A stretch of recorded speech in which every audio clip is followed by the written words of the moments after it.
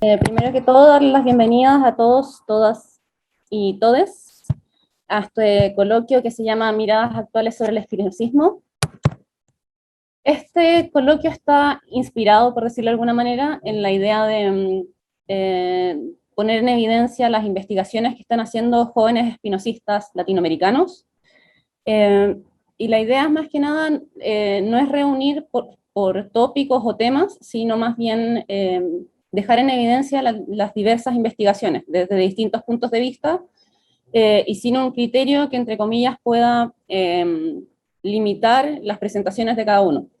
Porque cuando se hacen presentaciones por tópicos, siempre uno tiene que ir adecuando la propia investigación a ciertos temas, entonces la idea era justamente presentar nuestras investigaciones o las investigaciones de todos tal como están y en las diversas líneas y perspectivas que reflejan también el gran potencial de la filosofía de Spinoza en todas las temáticas desde las cuales pueden ser abordadas. Y hoy día, en nuestra primera sesión, queremos darle la bienvenida a Valentín Brodsky, Leila Jabase y Arturo Aliaga, que van a estar cada uno presentando sus avances de investigación. Y vamos a comenzar con Valentín Brodsky. Él es, eh, inmediatamente lo digo, él es licenciado en Filosofía y doctorando en Filosofía por la Universidad Nacional de Córdoba y del CONICET, estudiante de Psicología de la Universidad de Córdoba y miembro del Grupo Espinosa de Córdoba. Él nos va a presentar su ponencia titulada El fundamento de la vida.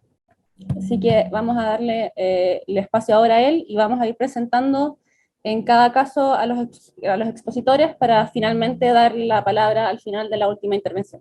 Así que adelante. Ahí se me escucha bien. Eh, bueno, antes que nada, quería agradecer a Daniela, a Arturo y bueno, a todo el resto del equipo también que forma parte del Centro Baruch Espinosa por la invitación a participar acá. Y la verdad que, bueno, hay algunas personas en el centro que yo todavía no las conozco tanto, pero a las que sí, el vínculo que hemos tenido a lo largo del tiempo siempre ha sido para mí un objeto de una gran alegría, digamos, ha provocado mucha alegría en mí y siempre lo recuerdo con mucho cariño, así que nada, agradecerles también por eso. Eh, Empiezo con lo que sería la exposición de mi trabajo, ¿sí? Yo, de algún modo para hoy, lo que hice fue escribir un pequeño texto, no sé si voy a llegar a leer todo el texto, porque es medio largo, pero lo que voy a hacer es ir leyendo algunas partes e irlo explicando. En concreto, yo lo que preparé está vinculado a lo que estoy tratando de investigar para el doctorado en filosofía.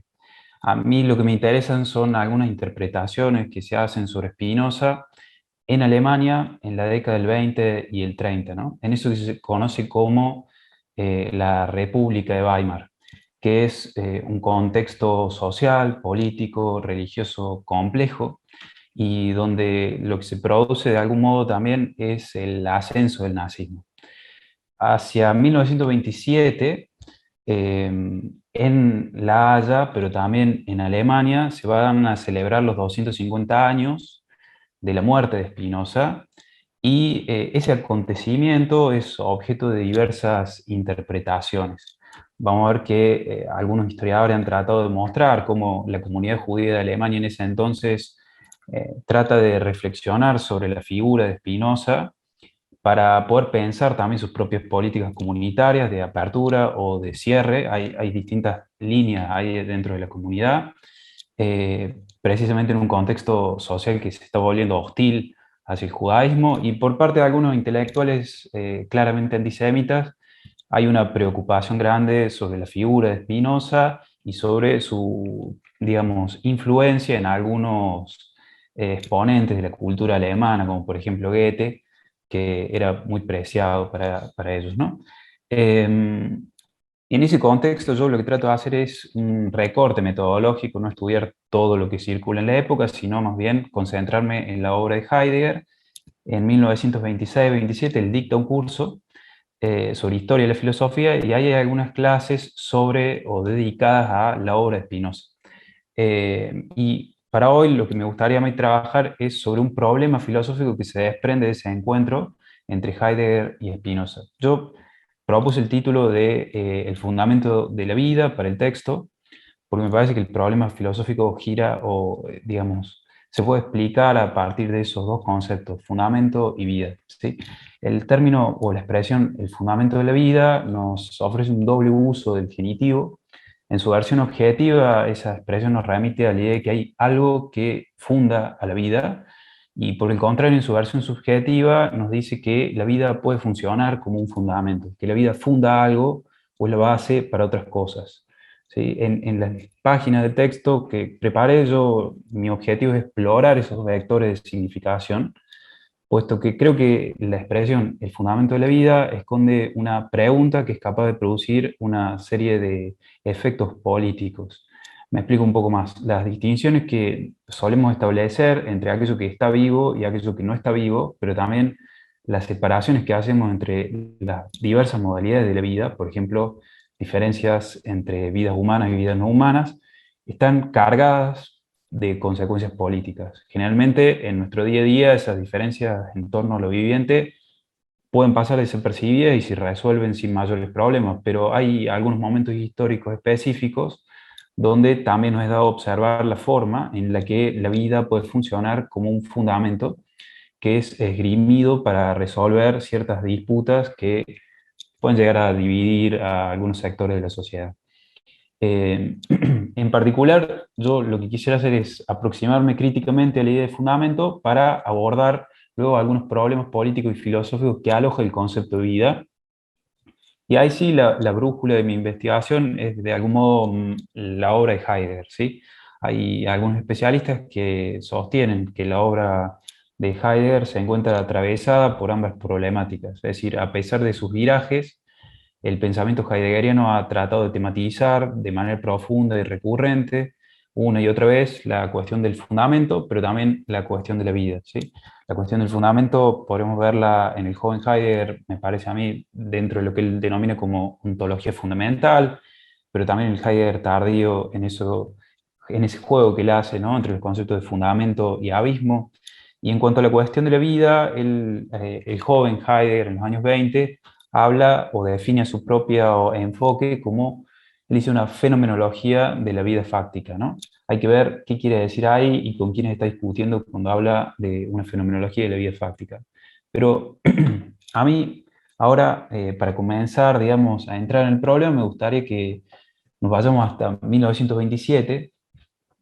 En 1927 lo que pasa es que se está editando Ser y Tiempo, ¿sí? Heidegger en ese mismo contexto, en ese mismo momento, dicta un seminario en la Universidad de Marburgo, que hoy en día, gracias a la edición de las obras completas, sabemos que estaba titulado el seminario de la siguiente manera: Historia de la filosofía, de Santo Tomás de Aquino hasta Kant.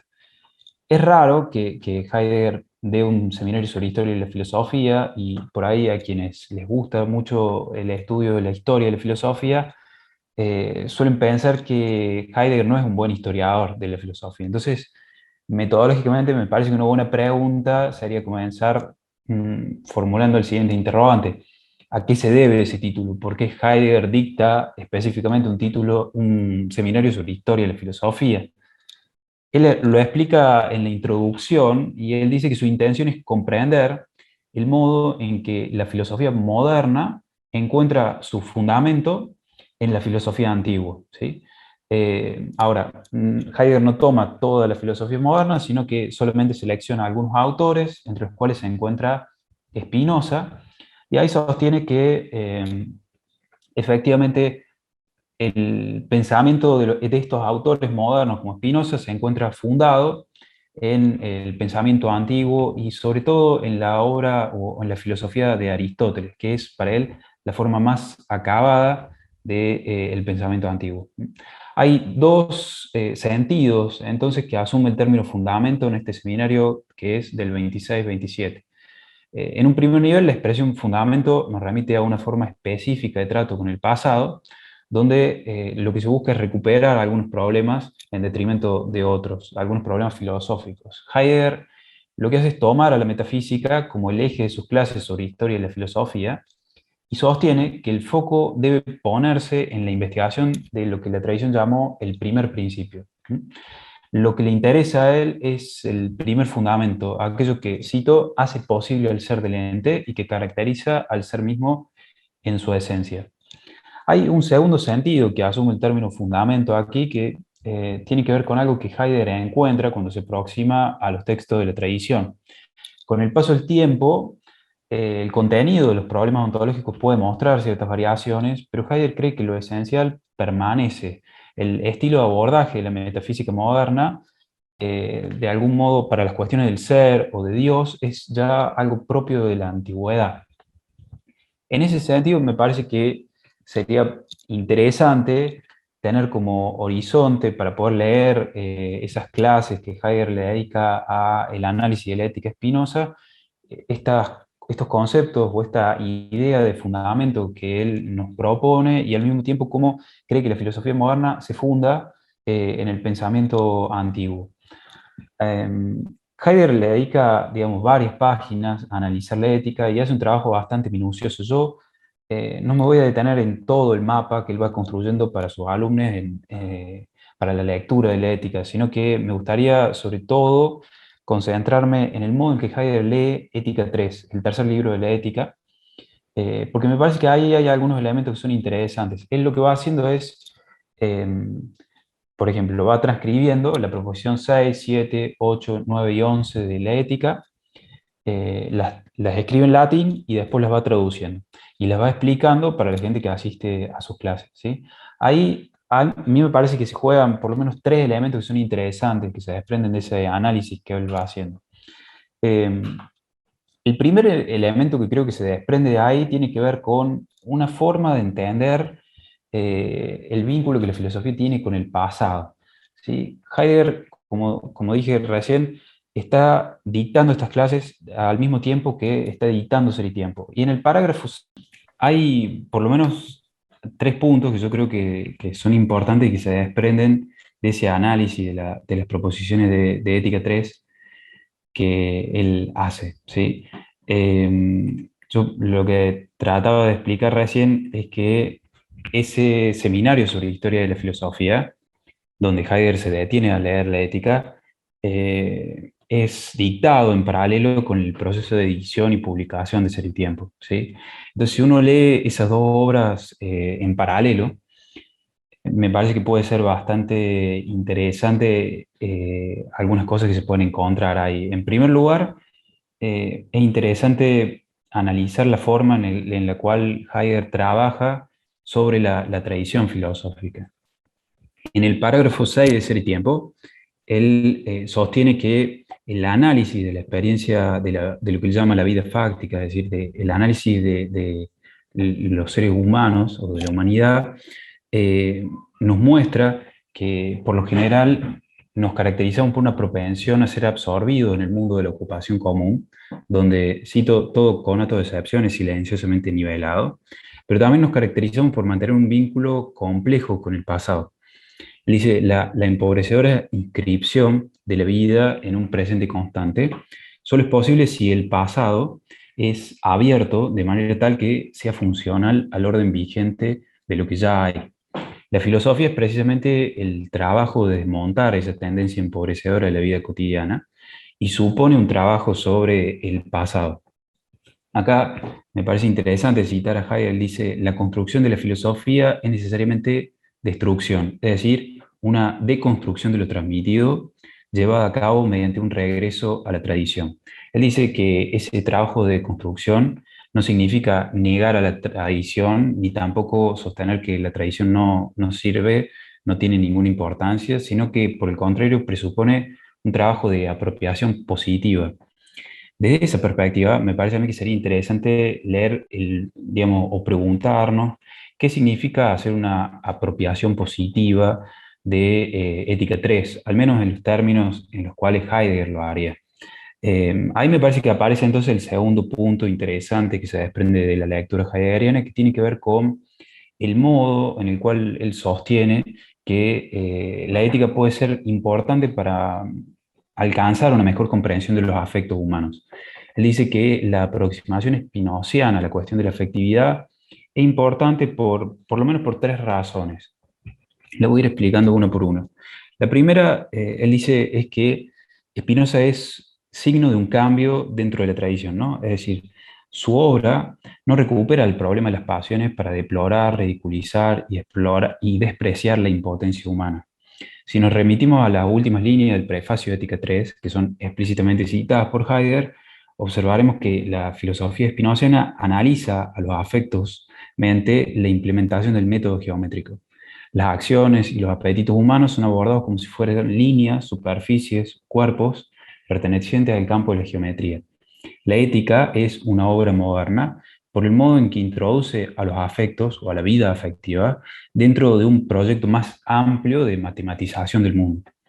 La segunda razón por la cual la obra de Spinoza es importante para Heidegger en este trato o en este análisis de los afectos es que Spinoza funda a la afectividad humana en una determinada concepción de la naturaleza.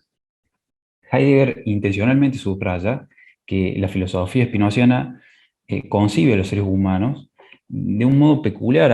Los seres humanos no son, dice él, un imperio dentro de otro imperio, sino que a nivel ontológico y epistémico, la substancia define siempre el punto de arranque y los marcos últimos dentro de los cuales se mueve la investigación filosófica. En la ética, los seres humanos son definidos como modos de la substancia, mientras que los estados afectivos que atraviesan su vida cotidiana son interpretados como efectos de las relaciones de composición y descomposición que se trazan, digamos, entre esos modos. Para Heidegger, la sistematización de todos los entes, en el sentido de la idea griega, alcanza su punto más alto de desarrollo en Spinoza a través de la idea de substancia y de causa sui.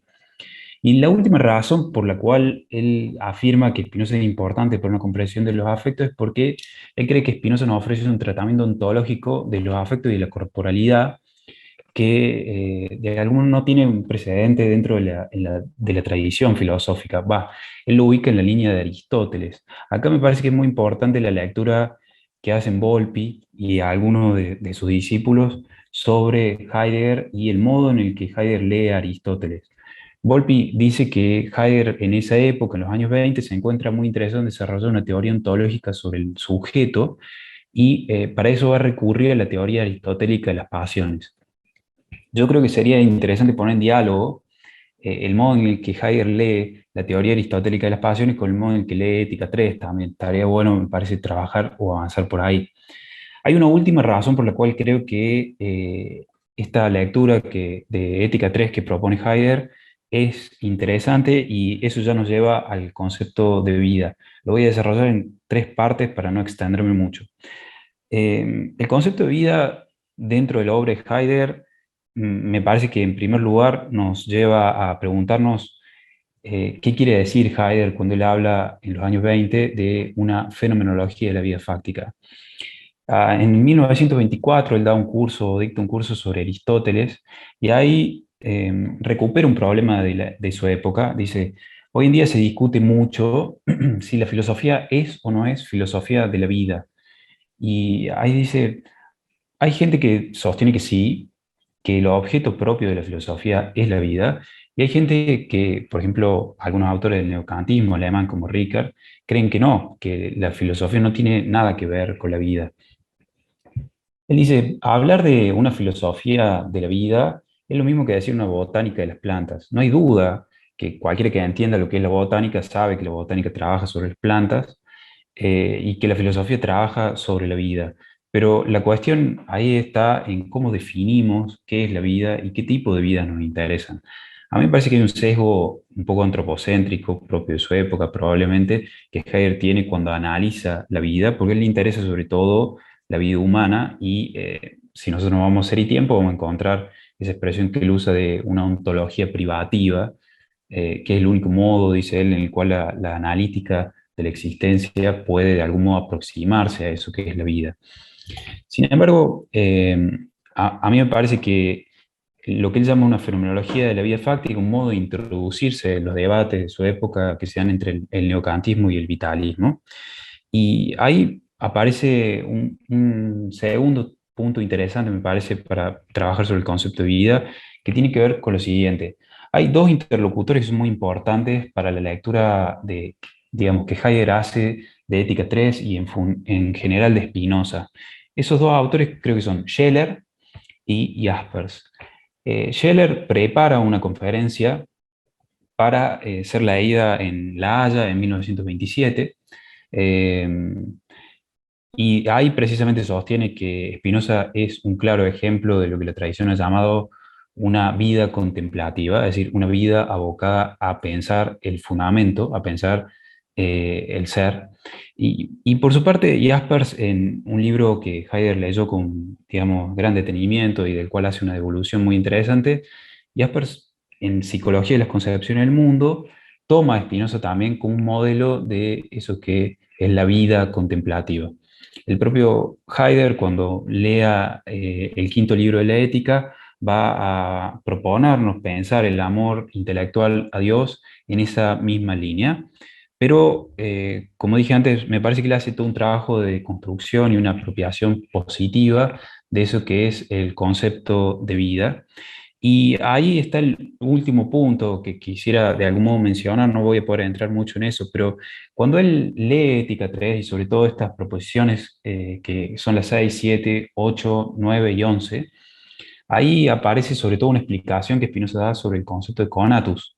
Él va proponiendo una traducción para lo que es la palabra appetitus, cupiditas, conatus, ¿sí?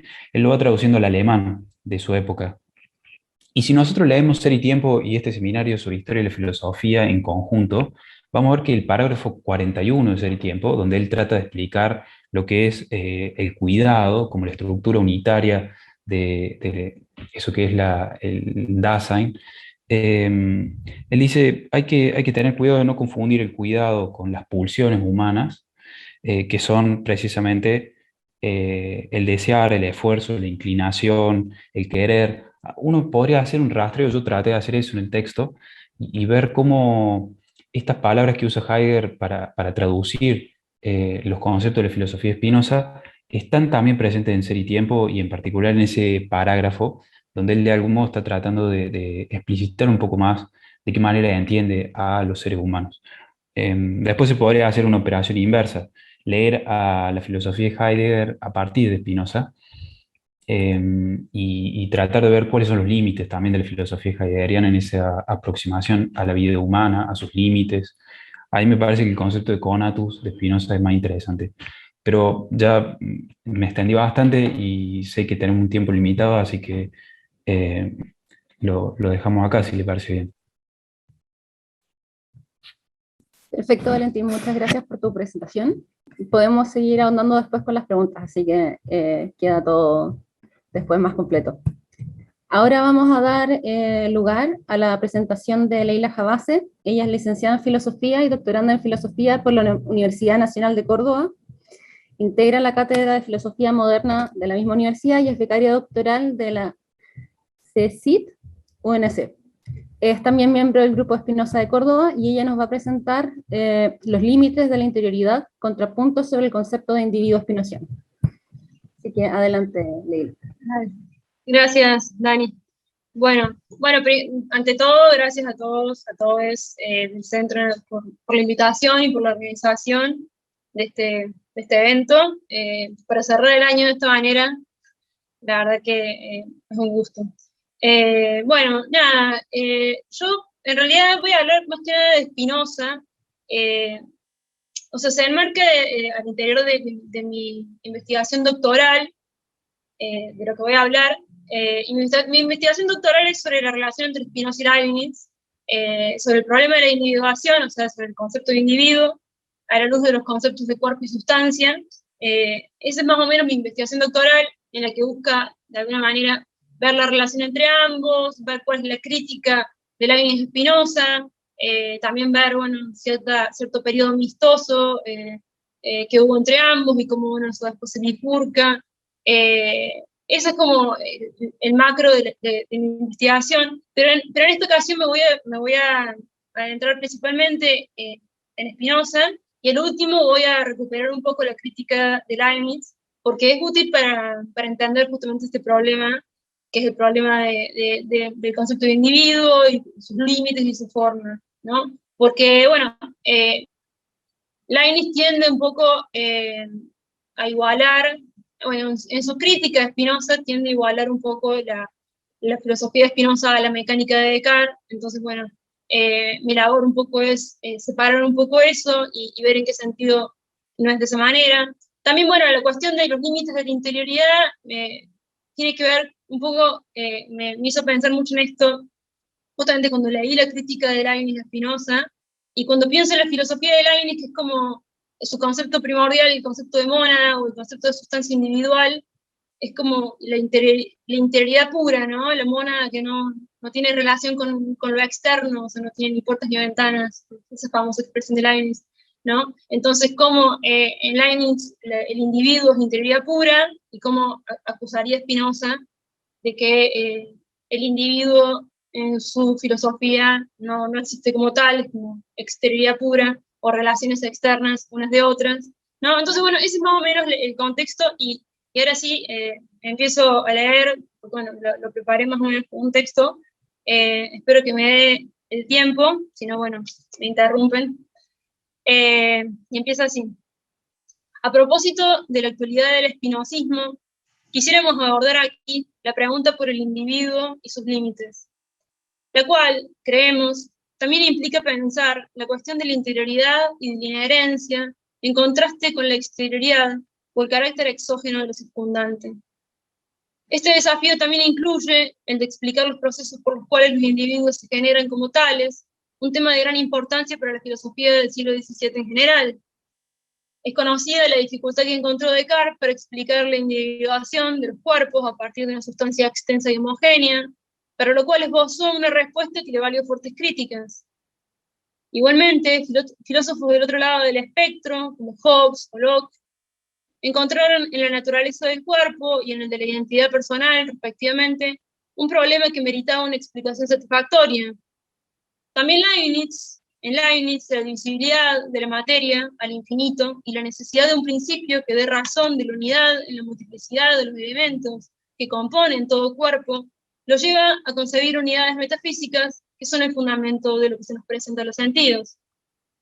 En cuanto a Spinoza, sostendrá que las condiciones de permanencia de un mismo individuo, a través de los diversos cambios que atraviesa, remiten a una determinada relación de movimiento y reposo, aunque sin agotarse en ello, pues también se explica por su conatus, o fuerza para perseverar en el ser, y como intentaremos mostrar, por su capacidad para generar afectos.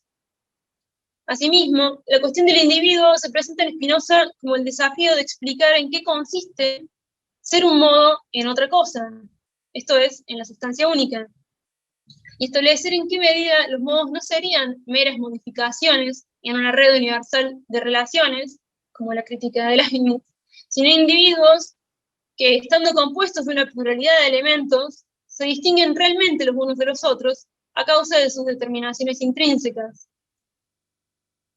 Ahora bien, sabemos que la individuación en Spinoza es de naturaleza modal, y es un proceso cuantitativo que consta de partes extensas. Asimismo, implica cierta unidad entre ideas, como es el alma humana, que expresa la organicidad de las partes que son su objeto.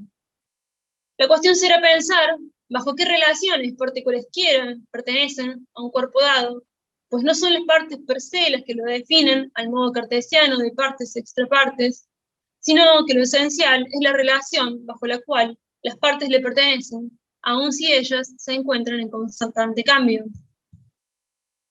Se trata de una relación que coincide con una fuerza de perseverancia y que expresa un grado de la potencia de Dios, o sea, de la naturaleza, pero no en cuanto ella es considerada infinita, sino en cuanto puede explicarse desde la esencia actual de un individuo afectado por los demás y que como tal no es más que causa parcial de sus afectos.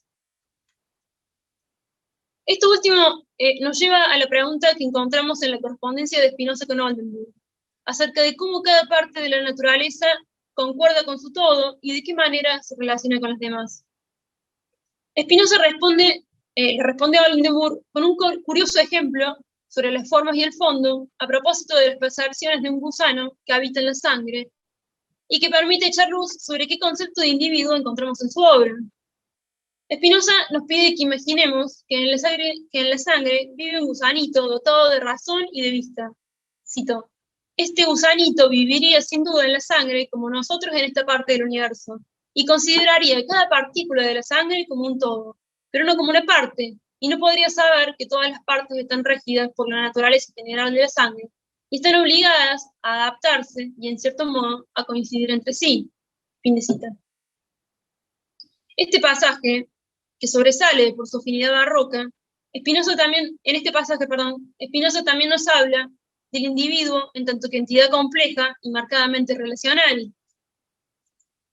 Todos los cuerpos de la naturaleza pueden y deben concebirse de este modo, pues todos están rodeados por otros cuerpos y son determinados a su vez por estos a existir y a obrar de cierta manera, lo cual implica un estado de equilibrio entre las partes, cuyos límites marcan la amplitud máxima de las modificaciones o vestigios externos que puede recibir un cuerpo sin perder la relación singular de movimiento y reposo. Es útil aquí pensar en términos de la amplitud de una oscilación, por usar una expresión de Surevich-Vili, la cual designa una relación entre un máximo de movimiento y un máximo de reposo entre las partes, ¿no? Esto puede verse con claridad en el Tratado Breve, cuando Spinoza se ocupa de las cosas particulares, de sus límites y relaciones de proporción, y se sostiene que, cito Spinoza, si un cuerpo mantiene su proporción, que es, por ejemplo, de 1 a 3, el alma y el cuerpo estarán, al igual que el nuestro, el cual está sin duda constantemente sometido al cambio, mas no tan grande que se salga de los límites de 1 a 3. Pero si otros cuerpos actúan sobre el nuestro tan violentamente que no puede mantenerse la proporción de 1 a 3 del movimiento, eso constituye la muerte, ¿no? Entonces, la amplitud de una oscilación, mientras nos mantengamos en esos límites y podamos tolerar las modificaciones y las afecciones de los otros cuerpos sin salirnos de esa proporción, duramos, vivimos, ¿no? Si no, se disgregan las partes y esos individuos se vuelven otros individuos, ¿no? Esa es la idea. Entre este pasaje, el que acabo de citar, y aquel del gusanito en la sangre, median varios años en la vida de Spinoza, que para entonces ya había comenzado su redacción de la Ética, donde encontramos allí la centralidad y la consolidación de la noción de conatus en tanto que fuerza de perseverancia, y también la de afecto en tanto que grados de potencia en sus dos formas, pasiones y acciones. Por tanto, es en conjunto con estas dos nociones como creemos que precisa ser entendido el concepto spinociano del movimiento, y no como una mera tendencia inercial de los cuerpos a cambiarse del lugar en el que se encuentran, ¿no? Eso sería el escenario cartesiano. El Tratado Breve nos muestra que los cuerpos se constituyen en la medida que mantienen la oscilación del cambio dentro de determinados límites, que también expresan el revestimiento de una determinada forma, cuya firmeza o constancia determina el máximo de desequilibrio, o sea, de cambios, que un cuerpo puede soportar sin perder esa constante. La Ética, por su parte, nos muestra que Spinoza entenderá cada vez más la diferencia individual como una diferencia de capacidad y de potencia afectiva, en donde entra en juego la relación entre los aspectos activos y el conocimiento, así como entre la aptitud de un cuerpo y la cantidad de ideas adecuadas. Por último, el ejemplo del gusanito muestra, como escribe Surevich-Vili siguiendo Guerú, el lugar de poder que ocupa, cito, la presión de los ambientes, pero también la importancia de la relación, es decir, cito Surevich-Vili, la conveniencia o la naturaleza común, sin la cual no habría unión y por tanto sangre, fin de cita. Asimismo, este concepto de individuo es central si uno desea comprender el proyecto ético spinozista, anclado en el concepto de acción y de amor intelectual de Dios, así como la ontología inmanente que lo sustenta, claramente enunciada en aquella clásica proposición: Dios es causa inmanente, pero no transitiva de todas las cosas. Con lo cual, junto con el lema Deus sive natura, Spinoza explica que todo lo que es en Dios y debe concebirse por Dios, que es causa de todas las cosas. Por otro lado, puede pensarse que los conceptos de afecto y de conatus, entendido como fuerza de perseverancia, impliquen una innovación respecto de la mecánica cartesiana, anclada en la noción de movimiento inercial. Tomando las palabras de André Lecrivan, la mera inercia, cito, no indica más que las formas extenuadas del conatus, su soporte teórico y abstracto, aquel punto en el que el ser es apenas distinguible de la nada, fin de cita. Allí, el quantum inces se mostraría en su mínimo, por debajo del cual ya no es nada, y los cuerpos más simples serían pura exterioridad, y el conatus terminaría desapareciendo al convertirse simple abstractamente en la ley de inercia. De este modo, la originalidad propia del concepto de conatus spinosiano, en tanto que explicación del movimiento en general, estaría dada por la atribución de una vis, o de una fuerza, de una vis perseverandi, intrínseca a este, donde se da una identificación completa entre dicha tendencia intrínseca y la esencia actual de las cosas. Ahora bien, quisiéramos ocuparnos ahora de la lectura que Leibniz hace de este aspecto de la filosofía spinosiana. Como se sabe, Leibniz toma real conocimiento de su obra en 1677, una vez que ya tiene en sus manos la publicación de la ópera póstuma. O sea, si bien Leibniz entra en contacto con Spinoza mucho antes, en 1671, y tienen un intercambio epistolar, recién en 1676, cuando lo visita, un par de meses antes de su muerte, ahí conversan extensamente de manera personal, lo cual es bastante épico, pero después, en 1677, Spinoza ya muere y los amigos publican la ópera póstuma.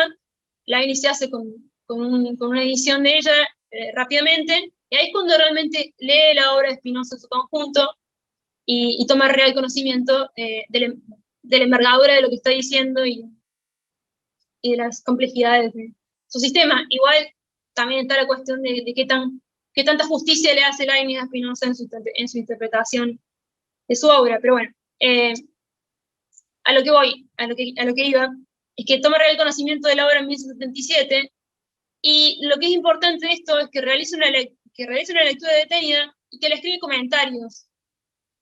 Y esos comentarios marginales se conservan al día de hoy. Hay uno de ellos que resulta de gran utilidad para comprender la cuestión de las relaciones y composiciones de los individuos. El comentario que Leibniz hace sobre el lema 7 de la segunda parte de la ética, ¿no? En el marco de la pequeña física. Allí Spinoza, en este lema, se refiere a las relaciones de composición, luego de haber establecido que los cuerpos o individuos no se distinguen en razón de la sustancia, sino en razón de la forma o unión por la cual comunican sus movimientos entre las partes componentes. Seguidamente, agrega que un individuo puede ser afectado de muchas maneras, pero conserva dicha naturaleza, cito Spinoza, con tal que cada parte conserve su movimiento y lo comunique a las demás como antes, fin de cita. El comentario leibniziano añade una suerte de cláusula al respecto. Dice, cito, es necesario que se conserve también la relación con las cosas exteriores, fin de cita. En orden a pensar cuál sea el sentido de este comentario, podemos preguntarnos si Leibniz está teniendo en cuenta aquí el sentido que Spinoza le da, a la ratio o proportio, que implica cierta idea de comunicación y que asegura la identidad de los cuerpos compuestos al constituir la ligazón y la dinámica entre las partes, ¿no? En efecto, la importancia de la relación entre un individuo determinado y los cuerpos exteriores es también una de las principales claves de la ética y de la metafísica spinociana. O sea, Spinoza tiene en cuenta la relación con las cosas exteriores. Sé que es llamativo el comentario de Leibniz en ese sentido. Basta con recordar aquella expresión de la ética en la que Spinoza vuelve a referirse a la naturaleza de los afectos y sobre cómo somos arrasados por las pasiones al modo de las olas en el mar, de un lado o del otro, en un estado constante de fluctuatio animi. Justamente la fuerza de perseverar en el ser propio de cada individuo implica que todas las determinaciones de la sustancia se esfuerzan en aumentar su potencia, y especialmente en el individuo humano, la forma de lograrlo no es otra que la adquisición de ideas adecuadas, esto es, de afectos que no son pasiones, sino acciones, y que brotan de la fortaleza del alma y del entendimiento. Por su parte, tal como vimos, el aumento o disminución de la potencia es directamente proporcional al equilibrio que un individuo mantiene entre sus partes constitutivas, así como entre los que se ubican por fuera de ella. Pero aquellos individuos que no pueden encontrar un entorno que le permita mantener medianamente la superficie de su propio cuerpo, menos podrán generar afectos activos ni adecuar sus ideas según dicho orden del entendimiento. Se trataría allí de individuos con un conatus extenuado, con una forma evanescente. Utilizo especialmente esta expresión forma evanescente porque es la expresión que Leibniz utiliza nuevamente para referirse a los individuos espinosistas, los individuos de Spinoza. Entonces, en estos casos en los que el individuo no puede encontrar un entorno que le permita mantener medianamente su superficie, allí se trataría de individuos justamente con un conatus mínimo, extenuado, con una forma evanescente o límites difusos en constante devenir, que no permitirían la perdurabilidad de las imágenes o vestigios que constituyen la trama de todo cuerpo para Spinoza. Sin embargo, dado que para Spinoza todas las afecciones del cuerpo son imágenes o huellas de otros cuerpos, si la capacidad de entrar en relación con los cuerpos externos es mayor, también será mayor la amplitud de esa oscilación entre los límites de 1 a 3, como decía Spinoza en el Tratado Breve, y mayor será la riqueza y variedad de las imágenes. De esta forma, puede verse la relación entre la individuación, el grado de estabilidad de un cuerpo, y la amplitud de los vínculos externos, mediante los cuales es posible avanzar en el conocimiento y la adecuación de las ideas. Lo cual no solo implica la imbricación entre los procesos de individuación y la forma de un cuerpo, sino que también implica cierta proporcionalidad respecto al conocimiento del mundo con el que se cuenta. Por otra parte, una última referencia clave sobre las relaciones internas y el afuera de ellas puede encontrarse nuevamente en el Tratado Breve. Allí, Spinoza repara en el vínculo entre la admiración y el conocimiento, y da el ejemplo de un campesino que se había metido en la cabeza que fuera de sus campos no existían más. Sin embargo, dice Spinoza, habiéndole desaparecido un buen día una vaca y viéndose obligado a ir a buscarla muy lejos, se quedó muy admirado de que fuera de sus pequeños campos existiera tan gran cantidad de otros campos.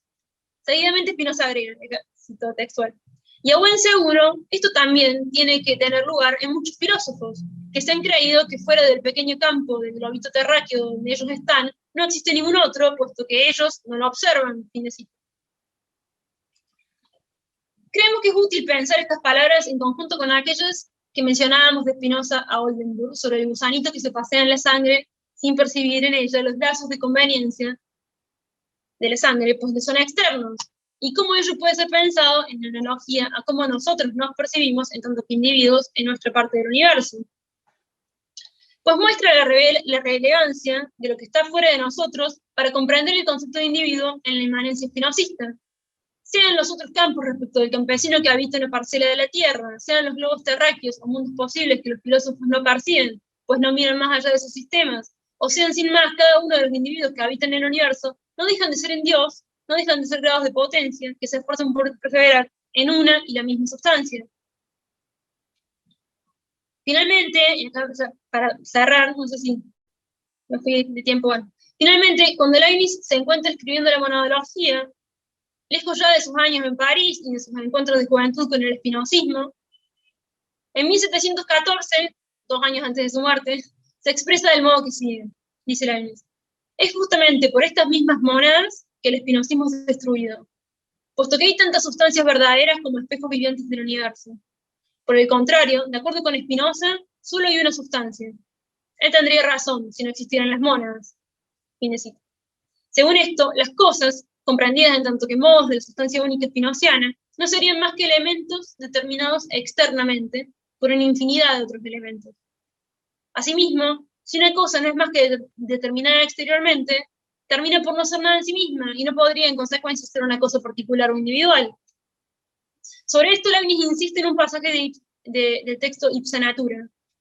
Luego de apuntar que la sustancia misma de las cosas consiste en la fuerza de actuar y de padecer, porque bueno, esto ya es irse un poco para el otro lado, pero justamente el principio individuante en algún punto Leibniz tiene que ver con el concepto de fuerza y de fuerza primitiva, y es lo que Leibniz ve que Spinoza no tiene.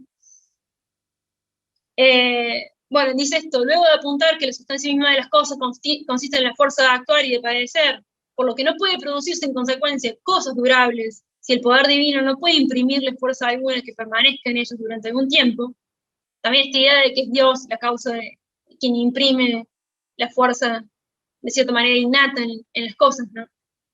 Y dice Leibniz, y acá lo cito textual, pues se seguiría que todas las cosas solo serían modificaciones, y por así llamarlas, fantasmas evanescentes y fluidos de la única sustancia divina, que es la permanente, y lo que viene a ser igual que Dios sería la naturaleza misma o sustancia de todas las cosas.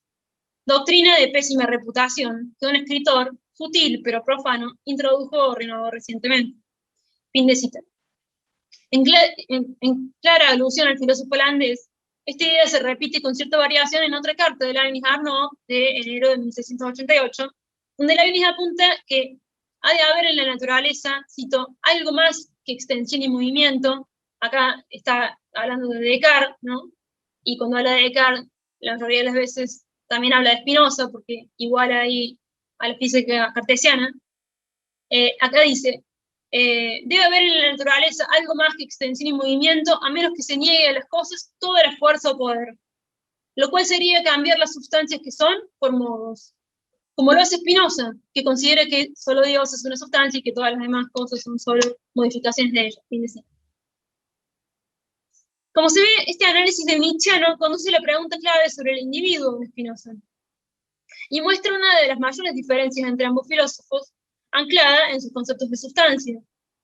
Sin embargo, a partir del recorrido que hemos hecho, puede verse que las acusaciones que Leibniz realiza no se corresponden completamente con la concepción original de Spinoza, quien definía una cosa individual justamente por su conatus o esencia actual, implicando una cierta capacidad afectiva y activa. En todo caso, los llamados fantasmas evanescentes o formas fluidas son ese límite extremo del conatus. Son las formas extenuadas de ciertos individuos que se encuentran en el punto límite, donde la amplitud de la oscilación entre sus partes es casi nula.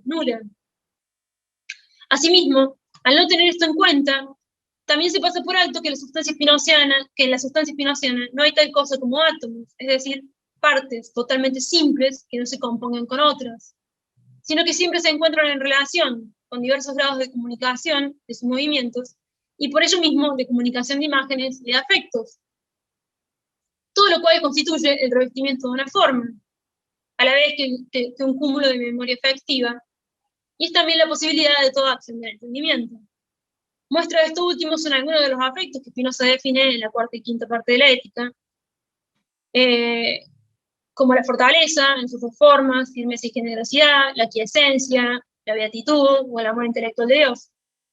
De modo que la crítica leibniziana a este respecto creemos que puede ser considerada inadecuada, no por la acusación de que en Spinoza, solo hay una sustancia, pues es claro, sino por la conclusión que de allí extrae, que no hay individuos reales. Pues la realidad de los individuos es igual a la potencia que expresen y a la fuerza con la que perseveran y actúan, así como a la pluralidad simultánea de los aspectos que soportan. Pero no por ello dejan de ser modos finitos, pues no son un imperio dentro de otro imperio. Son en Dios. También Leibniz concede la finitud de las mónadas, aunque expresen el universo infinito al modo de un espejo vivo. Y si bien son pura interioridad, pues no hay afuera de las mónadas, sí hay relación, y sí hay vínculos de dominio y de fuerzas. Tampoco hay un exterior a la sustancia spinozista, solo hay una afuera modal de la naturaleza naturada, el único afuera posible para un filósofo que piensa al ser comunidad al mismo tiempo que como potencia productiva e infinita. Fin. Gracias. Muchas gracias, Leila, por tu presentación. Después va a haber espacio para las preguntas. Vamos a pasar a la última presentación de este día, de esta jornada, que es por parte del Arturo Aliaga, licenciado en Filosofía y doctor en Filosofía por la Pontificia Universidad Católica de Valparaíso. Actualmente se desempeña como docente de la Facultad de Educación de la Universidad Alberto Hurtado y como asesor educativo, y es también director académico del Centro Baruch Spinoza. Él nos va a presentar la ponencia titulada ¿Es posible una filosofía de la historia espinosista? Así que le damos el espacio para la última intervención. Muchas gracias, Dani, muchas gracias, Leila, Valentín. Bueno, y darle las gracias también a todas y a todos y a todos por participar en este coloquio. Como ya había dicho Dani, es algo que como equipo hemos pensado para darle espacio a diferentes investigadores jóvenes que puedan expresar sus trabajos, ya que muchas veces el ámbito educativo se restringe un poco a las personas jóvenes, así que nuestra idea como centro es eso, estar abiertos a toda la comunidad. Bueno, tal como decía Daniela, el nombre de mi ponencia es más que nada una pregunta en realidad. ¿Es posible una filosofía de la historia espinosista? Es una pregunta que, bueno, me vengo planteando hace varios años, pese a que no haya sido mi línea de investigación doctoral principal. surge a partir de un coloquio de Spinoza que se realizó en la ciudad de Córdoba el año 2016, y en la cual yo hice una presentación un poco particular sobre la lectura que tiene Spinoza, un pensador soviético que se llama Valery Lenkov, que es un marxista soviético y que dentro de la academia soviética fue uno de los pocos que se dedicó a trabajar el pensamiento de Spinoza, ya que dentro del ámbito ¿cómo se llama?, de la escuela leninista, podríamos llamar, nunca se tomó mucho en cuenta el pensamiento de Spinoza, ya que, bueno, Lenin, en uno de sus cuadernos, en el tomo 42 de sus obras completas, le tira un poco de peste a Spinoza siguiendo la lectura hegeliana, ya que él directamente nunca leyó a Spinoza, o sea, no hay referencias directas a la obra de Spinoza, sino que son referencias por medio de las lecturas que él realizó de Hegel, principalmente en ese tomo número 42 de las obras completas de Lenin. Se encuentra es un cuaderno en el cual él transcribe, analiza y critica parágrafos ¿cómo se llama?, de la ciencia de la lógica de Hegel, y que fue compuesto durante su exilio en Berna, durante, si no estoy mal, entre 1911 y 1913, que es cuando él se retira después de uno de sus intentos de revolución a esta ciudad suiza, y ahí él, en vez de empezar a preparar una revolución armada, paradójicamente, se dedica a leer filosofía, principalmente Hegel, y a refundar, en este caso, su propio pensamiento, ya que él tenía la intuición de que no lograba comprender completamente el pensamiento marxista, principalmente a lo que se refería la dialéctica materialista y el materialismo histórico. De que, bueno, dentro de este mismo coloquio, en el cual, posterior a mi exposición, dialogué con varias profesoras y profesores que me hicieron la referencia de que lo que yo hablaba de Lenkov era muy similar a lo que había planteado en un proceso, bueno, en un periodo histórico similar, más o menos coetáneo, Louis Althusser.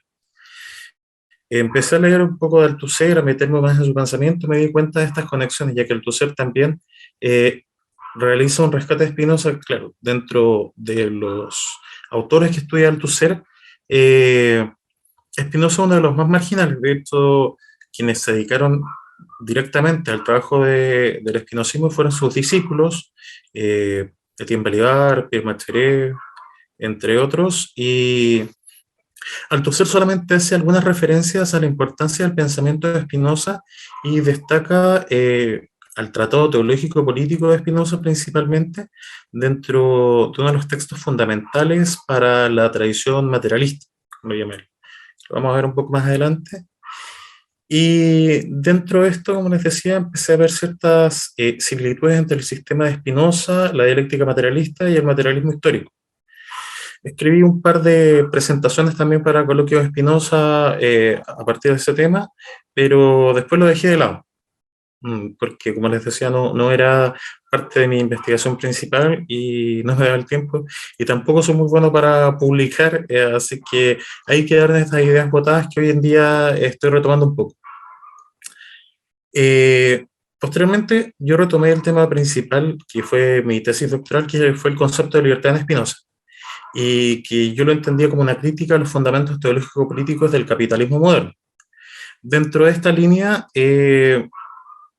al momento de estar concluyendo mi tesis, me volvió a surgir este tema sobre si era posible una historia, o más que una historia, una filosofía de la historia espinosista, ya que pensando, bueno, en lo que mencionaba Valentín con respecto a autores que generalmente los filósofos no son buenos historiadores de la filosofía, uno puede pensar en el caso de Heidegger, que se le acusa, efectivamente, tergiversa mucho la historia de la filosofía, o autores también como el mismo Hegel, que es conocidísimo como uno de los padres de la filosofía y la historia, junto con Kant o Vico.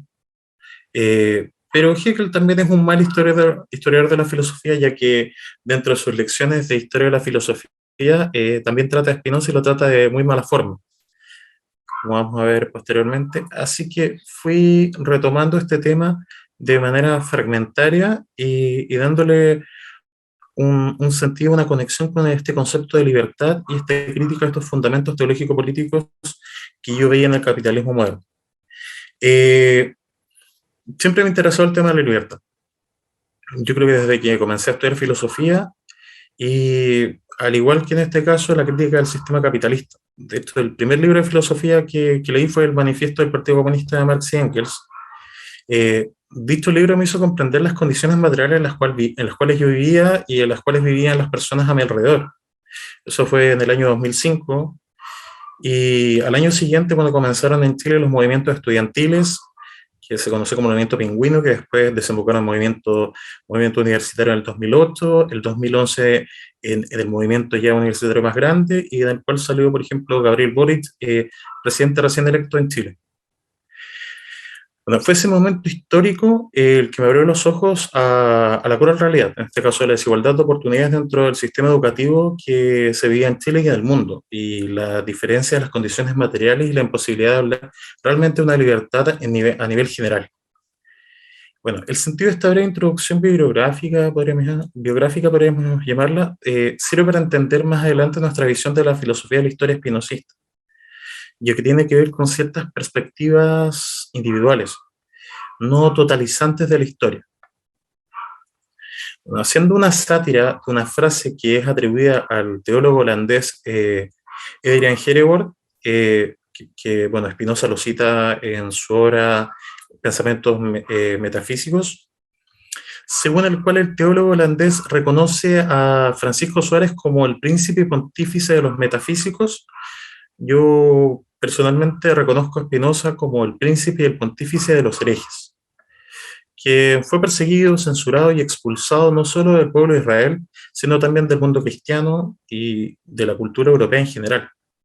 Spinoza fue, y podríamos decir que aún es, el apátrida, en este caso, una patria en un mundo gobernado por la teología política, por el medio de la esperanza, pero dicha situación lo ha vuelto en este caso también el cosmopolita del mundo herético, un héroe de las disidencias, de las marginalidades en este caso, de quizás que la potencia transformadora de su pensamiento sea más intensa hoy en día, principalmente en Latinoamérica, y el caso de este ciclo de coloquios de jóvenes latinoamericanas y latinoamericanos, que en la misma Europa o en Estados Unidos, donde la mayoría de las veces las lecturas espinocistas yo creo que son un poco más moderadas y no se centran tanto en el pensamiento político. Bueno, hay ciertas lecturas francesas e italianas que difieren un poco, pero es muy marginal dentro del ámbito académico, yo encuentro.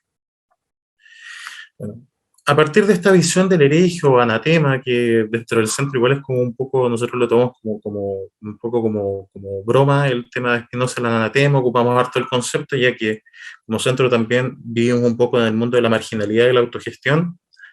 Yo me he propuesto esta tarea de intentar construir una filosofía de la historia que se inspira en el espinosismo. Para ello, he tomado como punto de partida un texto bastante breve de una filósofa argentina, que es Mariana Gainza, una gran amiga de muchas personas que estamos aquí, que se llama Spinoza, Historia y Política, o sea, Historia y Política en Spinoza, y en el que Mariana afirma lo siguiente: se dijo una vez que si la concepción materialista de la historia pudo ser formulada, ello fue porque antes estuvo Spinoza, realizando una crítica histórico-filológica de las escrituras que inauguraría la posibilidad de mantener otra relación con los textos históricos. En efecto, indicó Althusser con más precisión, en el Tratado Teológico Político se elabora una verdad histórica, gracias al propio movimiento de deconstrucción del imaginario teológico que pone en marcha. Fin de la cita. Bueno, en el inicio de este artículo, Mariana toma como referencia lo enunciado por Althusser en su texto La única tradición materialista. Este texto va de la mano con otro que Althusser escribió, otro fragmento que fue escrito por Althusser en Paralelo al Capital, que es un texto que escribió en conjunto con Macherey y Balibar, y que dice lo siguiente: la filosofía de Spinoza introdujo una revolución teórica sin precedentes en la historia de la filosofía, y sin lugar a dudas la mayor revolución filosófica de todos los tiempos. Sin embargo, esta revolución radical fue objeto de un prodigioso rechazo histórico, y con la filosofía espinosista sucedió más o menos lo que aún sucede en ciertos países con la filosofía marxista. Sirvió de injuria infamante para el cargo de inculpación de ateísmo. La historia del espinosismo rechazado de la filosofía transcurre entonces como una historia subterránea que actúa en otros lugares en la ideología política y religiosa, el deísmo entre paréntesis, y en la ciencia, pero no en el escenario iluminado de la filosofía visible. O sea, ¿qué ocurre? Que aquí Althusser nos muestra el carácter histórico del ser, de lo que fue Spinoza como persona, como pensador, lo que representa el espinosismo para la tradición y el ser espinosista. O sea, una visión de marginalización dentro de los grandes bastiones académicos y políticos.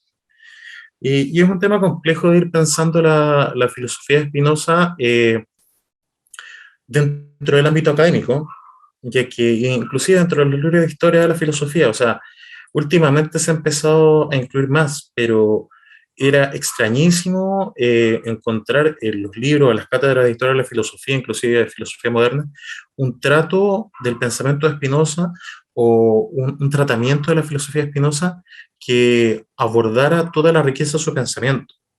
O sea, desde el punto de vista en el cual, por ejemplo, Valentín hizo un trabajo de análisis en contraposición con el concepto de vida en Heidegger, lo relacionó también con los textos de Jaspers, por ejemplo, de Scheler, Leila con el trabajo con Leibniz, el concepto de individuación, lo podemos llevar al ámbito político. Eso es un filósofo pluridimensional, en el cual hay muchas aristas que aún no han sido abarcadas ni estudiadas, y que es muy poco la cabida que ha tenido. Hay un rescate en los últimos 30 o 40 años, pero dentro de la misma Latinoamérica yo creo que no son más de 20 años que se viene trabajando sobre el pensamiento de Spinoza, y es bastante bueno ir intentando rescatar estas diferentes miradas actuales sobre Spinoza. Volviendo al tema en cuestión, Hegel es uno de los clásicos, podríamos llamarlos convidados ebrios de sabiduría al banquete de la historia de la filosofía. El gran autor de la filosofía de la historia, de la filosofía del espíritu, que atraviesa desde su pensamiento, desde la publicación de la Fenomenología del Espíritu, 1807, hasta pensadores de la talla de Dilthey, o inclusive pensadores de la escuela neocantista. O sea, son muchos los autores que se atraviesan por esta filosofía del espíritu y este devenir histórico del espíritu. ¿Y qué pasa? Muy pocas veces se reconoce la influencia e importancia que la filosofía de Spinoza tuvo para este pensador en particular y para la historia del pensamiento. Hegel, por una parte, no deja de denostar a Spinoza de muchas formas dentro de sus lecciones de historia de la filosofía, como también dentro de su ciencia de la lógica, dejando de lado el pensamiento del judío. En este caso podríamos haciendo una analogía con mencionando un autor argentino que se llama León Rositzner, y podríamos hablar de lo que él llamaría el parricidio intelectual, en el cual Hegel mata a su padre intelectual, que sería Spinoza, y festina con esta carne y esta sangre del padre muerto, quien muere frente a sus ojos en este caso, ahogándose de la misma forma en la cual Hegel considera que se ahoga el sistema filosófico de Spinoza, que él lo asemeja a la esfera perfecta de Parménides, que se cierra sobre sí mismo y que en un momento colapsa. Es algo bastante triste, como describe Hegel la filosofía de Spinoza en su libro, en sus lecciones de historia de la filosofía, en el tomo 3. Y vemos que en el fondo lo que hay acá, desde mi punto de vista, es una callar al pensamiento spinoziano que se mezcla y se funde con otra de las grandes influencias que tiene Hegel, que es el pensamiento de Immanuel Kant, desde el punto de vista de la filosofía de la subjetividad trascendental de Kant, que se junta con esta ontología de la inmanencia propia del espinosismo y que atraviesa el libro del ser y el libro de la esencia de Hegel. todo lo que se considera la lógica objetiva. Se nos presenta en este caso siempre como una constante invocación a la ontología de Spinoza, de la cual desesperadamente Hegel intenta escapar, con el fin de romper los lazos con el viejo estático sistema del pulidor de lentes. Sin embargo, no es el fin de este trabajo andar en extenso, por ejemplo, con la polémica entre Spinoza y Hegel en este caso, pero sí centrarnos en este caso en construir a partir de esta diferenciación principal entre ambos sistemas en una filosofía de la historia spinociana que se funda en su ontología y en su método de interpretación de la naturaleza. Porque este punto, bueno, Hegel es la base intelectual del pensamiento marxista y su filosofía de la historia es la base hasta cierto punto del materialismo histórico de Marx, y que a su vez también es el fundamento del pensamiento leninista, y Lenin, para poder completar su propio sistema, recurre a la ciencia lógica de Hegel. ¿Qué ocurre? Que, bueno, en el año, después de la publicación de ¿cómo se llama?, de la Mega 2, y recién en el año 1960, se publica en alemán y después en francés el Cuaderno Spinoza. El Cuaderno Spinoza, que es un cuaderno en el cual Marx reescribe ciertos pasajes del Tratado Teológico Político de Spinoza, mencionando la importancia de la crítica a la religión, a la teología principalmente que realiza Spinoza, y eso nos da pistas para ir conectando, y es algo que Althusser realiza, que es cómo poder superar el problema en este caso del marxismo sin tener que recurrir a Hegel. La respuesta de Althusser es el salto histórico hacia Spinoza, que sería el fundamento de ambos autores, y que nos permite ver una perspectiva en este caso de la situación de la historia humana no universalizante, no subsumir a toda la historia de la humanidad bajo el modelo europeo-céntrico, en este caso, bajo el modelo de los tres momentos del ser, que serían, bueno, el ser, la esencia y el concepto, y que se asocian a ciertos momentos históricos: el momento del ser, que es asociado al mundo griego; el momento de la esencia, que es asociado al surgimiento del cristianismo; y el momento del concepto, que viene con la modernidad, podríamos llamarlo así. Althusser, dentro de su lectura de Spinoza, no ahonda tanto en este tema, pero sí retoma el concepto del Tratado Teológico Político, y bajo la idea del ingenium en Spinoza, y lo que es la lectura de cómo se llama la Sagrada Escritura, él ve los fundamentos de una crítica al concepto de ideología. El concepto de ideología que representa en este caso el pueblo hebreo, y que Spinoza lo manifiesta con el concepto de ingenio, en este caso el ingenio de un pueblo, que también se ve dentro de la ética, y que tiene que ver, se puede hablar de un ingenio individual o un ingenio colectivo en este caso, y que representa la forma en cual se particulariza cada civilización o cultura, podríamos llamarlo, en el cual nosotros vemos, podríamos decir que todas las almas son iguales, pero la configuración material de los cuerpos es distinta, y por tanto existen diferentes razas, diferentes, ¿cómo se llama?, diferentes géneros, podríamos verlo, y también existen diferentes formas de cultura, que sería remitir a la forma más simple que se podríamos decir por los movimientos en este caso por las relaciones de movimiento y de reposo, que van configurando los cuerpos y que van generando diferentes tipos de individuos. Esa es una forma de entenderlo, pero también tiene que ver con la asociación con algo propio de lo que podríamos llamar cierto ingenium o cierta memoria cultural.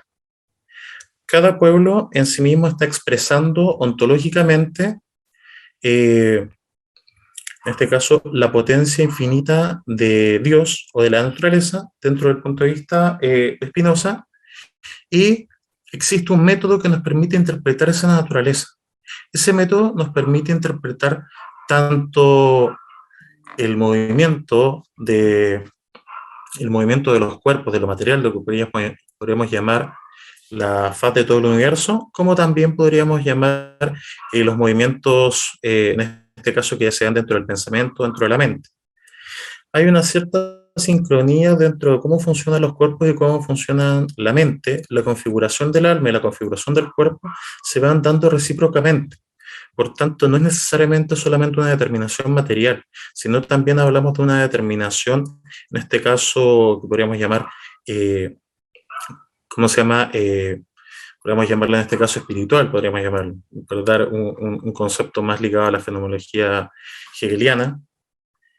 Bueno, ya estamos por el tiempo, me voy a saltar un poco hacia el tema, hacia la conclusión del trabajo. Un segundo. Bueno, ¿dónde se da en este caso cierto punto de confluencia dentro de la teoría, en este caso, espinociana, con la teoría marxista, ¿no? Al punto, y aquí hay algo que plantea un autor español, que es José María Ripalda, y que menciona, en este caso, cierto, el origen, cómo comienza, en este caso, lo hice un poco, en este caso, con sarcasmo, el comienzo del capítulo número 24 del Capital. Dice, esta acumulación originaria tiene en la economía política aproximadamente el mismo papel que el pecado original en la teología. En tiempos remotos hubo, por un lado, una élite aplicada, inteligente y ante todo ahorradora, y por otra, unos golfos haraganes que dilapidaban en juergas todo lo que tenían y más. Ciertamente, la leyenda del teológico pecado original nos explica cómo el hombre está condenado a ganarse el pan con el sudor de su frente. En cambio, la historia del pecado original económico nos revela cómo es que hay gente que no necesita en modo alguno hacer eso.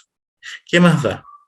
Así es como los primeros acumularon riqueza y los últimos no tuvieron al final para vender más que su propio pellejo.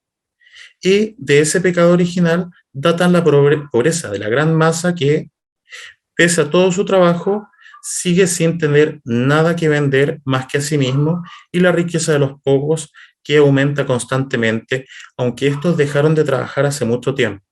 En la suave economía política dominó desde siempre el idilio. Derecho y trabajo fueron desde siempre los únicos medios de enriquecerse, con la excepción, en cada caso, como es natural, de este año. Bueno, la acumulación originaria no apela a un remoto origen previo o prehistórico del capitalismo, sino a la forma en que aún hoy en día se da, como afirma Ripalda, no es solo porque constituya la prehistoria del capital, sino porque también constituye el modo de producción que le corresponde a este.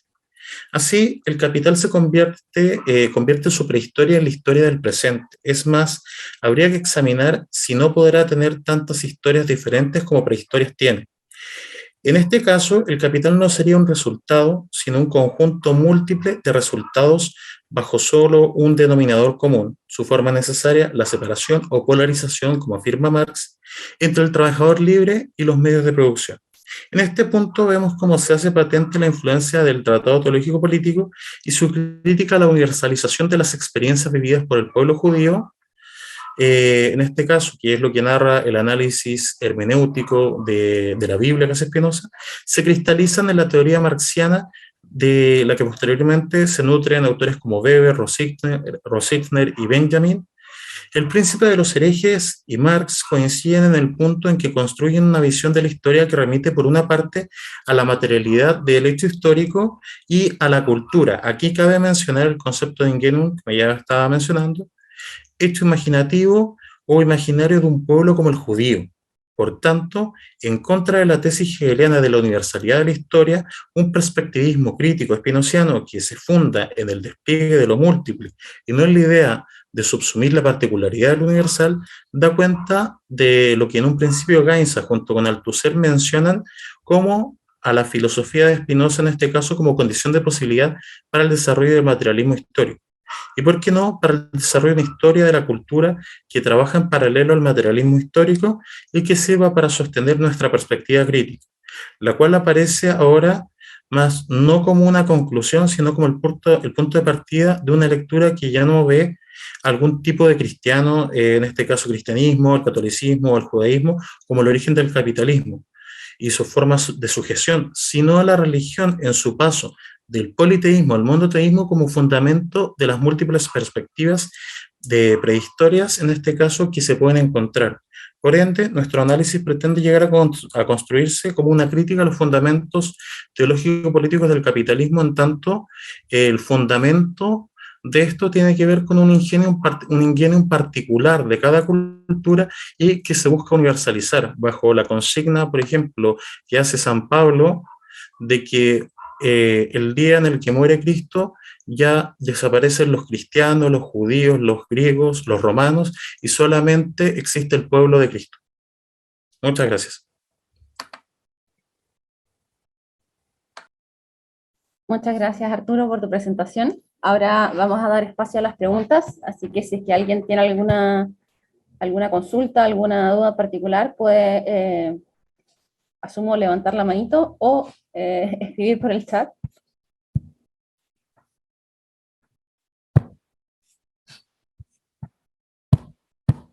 ¿Nadie tiene preguntas? Ya, voy a partir yo.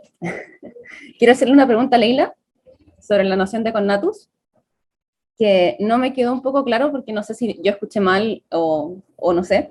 En relación, porque dijiste que la explicación del movimiento en general se daba en virtud del connatus, pero no entendí muy bien cómo sería entre comillas, la lógica operativa del connatus en esta explicación del movimiento en general, si sería como una explicación como una suerte de, ¿cómo decirlo? Como principio de movimiento, o si tendría otro rol. O sea, porque si fuese como principio de movimiento, chocaría un poco con la estructura teleológica de los cuerpos. Por eso pregunto, como que no me queda un poco claro.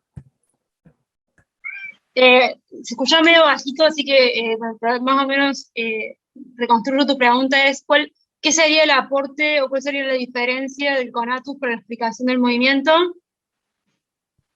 Voy a hablar más fuerte. Sí. ¿Y cuál sería, entre comillas, el rol de la noción de connatus en la explicación del movimiento?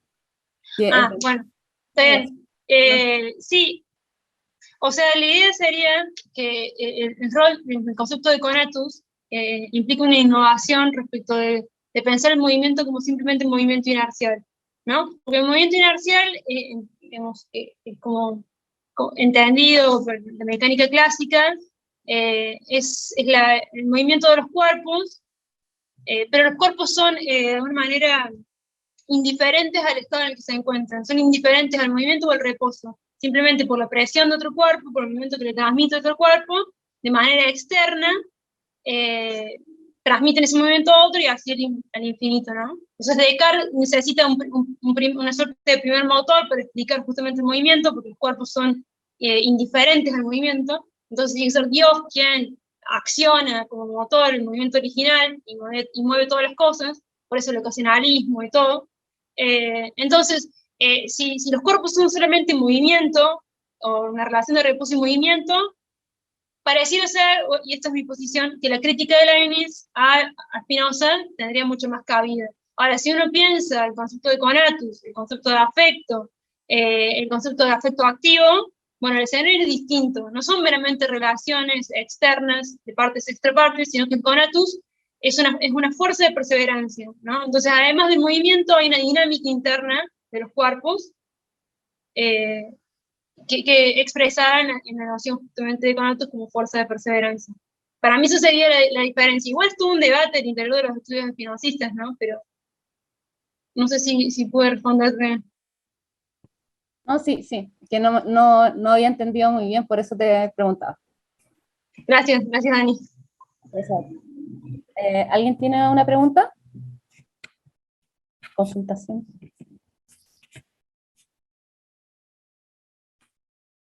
¿Alguien quiere yo quería preguntarle al Vale en realidad algo que, perdón, no sé si alguien iba a preguntar y yo me abalance. No, esto, porque en realidad no lo entendí, fue muy rápido, o ahí en ese momento se cortó la comunicación. La crítica que vos le hacías puede ser a Heidegger, de antropocentrista respecto a su noción de la vida, ¿puede ser, Vale? ¿O cómo fue eso? Si podías como reconstruirlo un poco eso.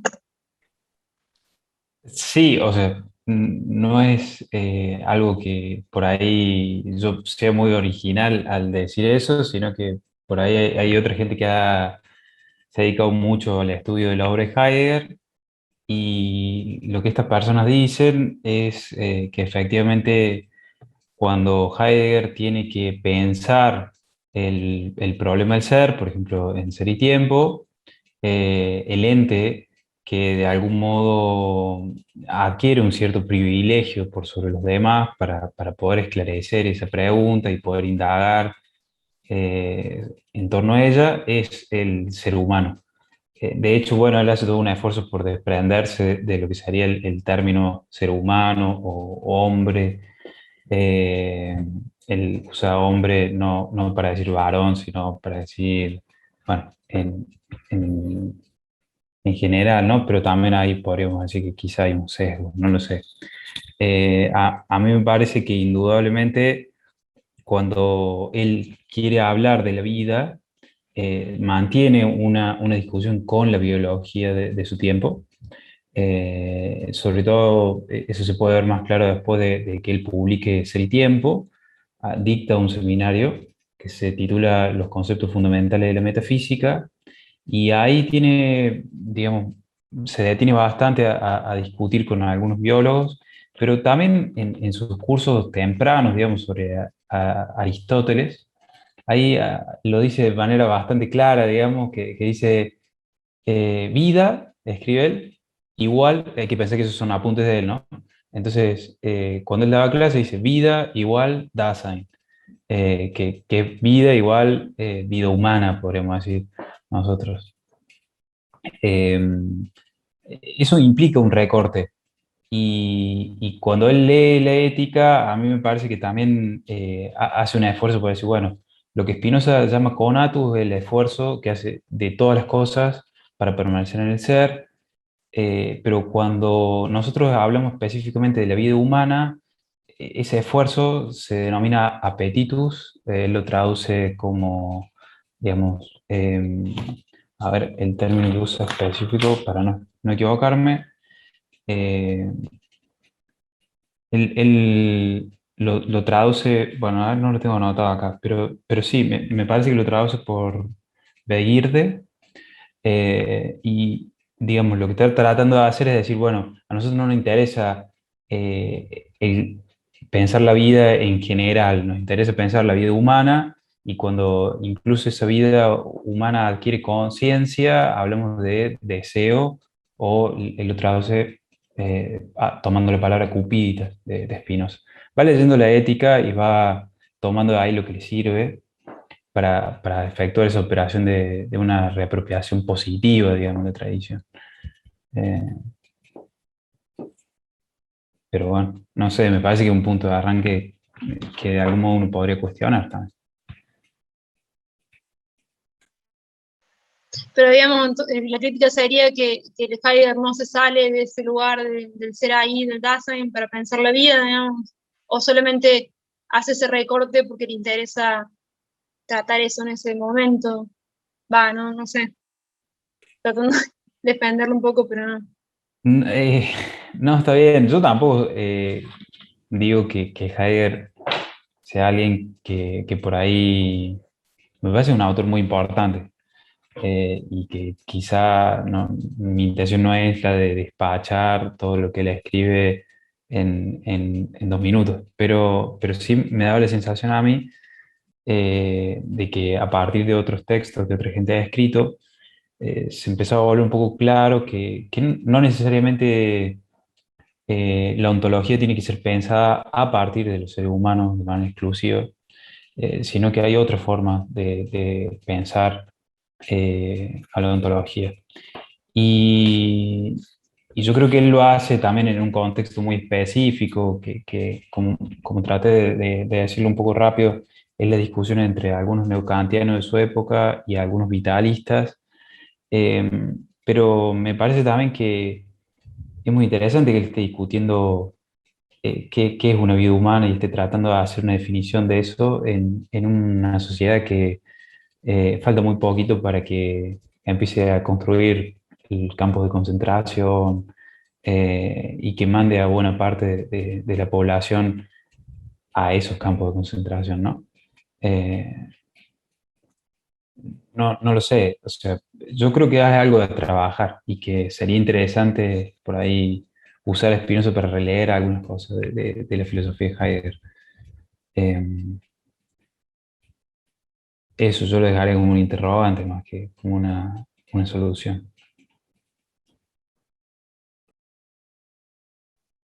Si es que alguien tiene otra pregunta, este es el momento.